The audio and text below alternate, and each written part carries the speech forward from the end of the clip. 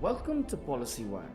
As tensions between Iran and Israel escalate and instability spreads across the region, the Islamic Republic is making difficult, but in its view, necessary decisions.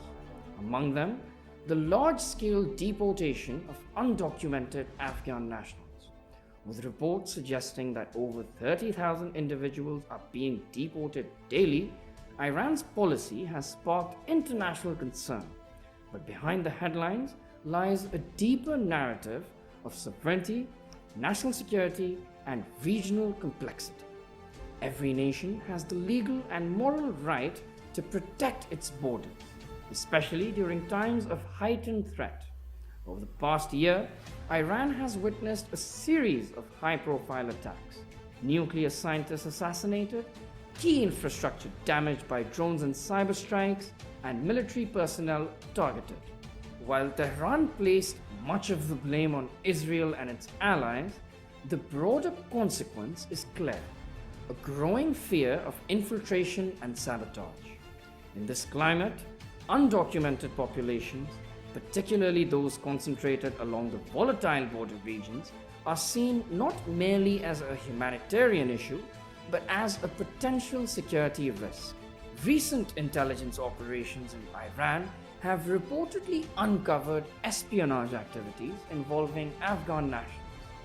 While isolated, these cases have confirmed what Tehran long suspected: that its open door policy could be used by hostile foreign actors. Iran's approach, then, is not guided by xenophobia or paranoia, but by a security doctrine shaped by real-world threats and lived experiences. But this story isn't just about geopolitics, it's also about economics. Iran is currently home to one of the world's largest Afghan refugee populations, estimated at over 4 million. Many are undocumented.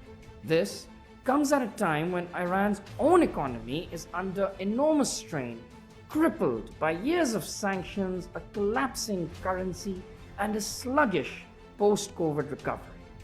In cities like Mashhad and Zahedan, local services are stretched thin. Schools are overcrowded, hospitals are under-resourced, informal labor markets are oversaturated. Iranian officials argue that the state can no longer carry the load and that those residing illegally must return.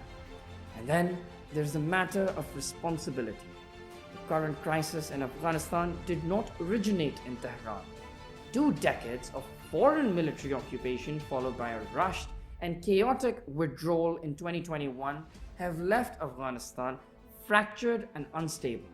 Iran, for over 40 years, has offered shelter, education, and jobs to Afghan refugees.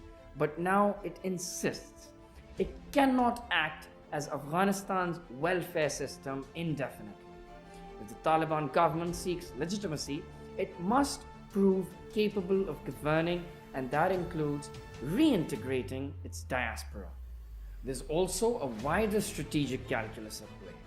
With NATO expanding eastward, Israel improving ties with Arab states, and conflicts intensifying across the Middle East, Iran is not the only one doing this. Countries like Turkey, Pakistan of course, who has hosted Afghan refugees for years, the United States, and several European nations have deported thousands of undocumented migrants in recent years.